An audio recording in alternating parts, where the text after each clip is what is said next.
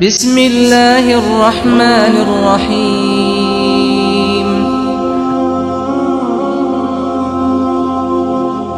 الصلاۃ والسلام علیک یا رسول اللہ، الصلاۃ والسلام علیک یا حبیب اللہ۔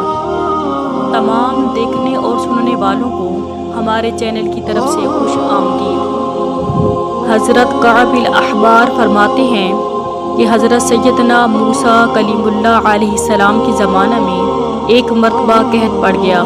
لوگوں نے آپ علیہ السلام کی بارگاہ میں درخواست کی، یا کلیم اللہ سے دعا فرمائیں کہ بارش ہو جائے۔ آپ علیہ السلام نے ارشاد فرمایا، میرے ساتھ پہاڑ پر چلو۔ سب لوگ ساتھ چل پڑے تو آپ نے اعلان فرمایا، میرے ساتھ کوئی ایسا شخص نہ آئے جس نے کوئی گناہ کیا ہو۔ یہ سن کر سارے لوگ واپس چلے گئے، لیکن برخ العابد یعنی ایک آنکھ والا آدمی ساتھ چلتا رہا۔ حضرت سیدنا موسیٰ علیہ السلام نے اس سے فرمایا، کیا تم نے میری بات نہیں سنی؟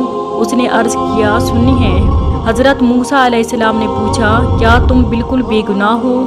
عرض کی، یا کلیم اللہ، مجھے اپنا اور کوئی جرم تو یاد نہیں، البتہ ایک بات کا تذکرہ کرتا ہوں، اگر وہ گناہ ہے تو میں بھی واپس چلا جاتا ہوں۔ فرمایا، وہ کیا؟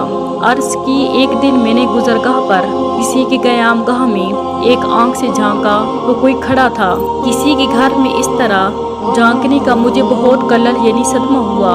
میں خوف خدا سے لرز اٹھا، مجھ پر ندامت غالب آئی اور جس آنکھ سے جھانکا تھا اس کو نکال کر پھینک دیا۔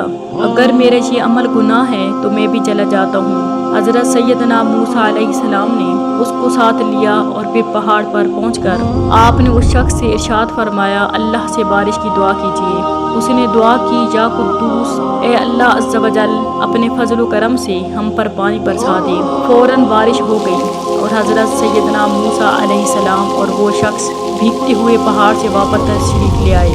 اس واقعے سے ہمیں سبق ملتا ہے کہ اپنے گناہوں پر اللہ سے ڈرتے رہو، بے شک وہ بڑے سے بڑا گناہ معاف کرنے والا ہے۔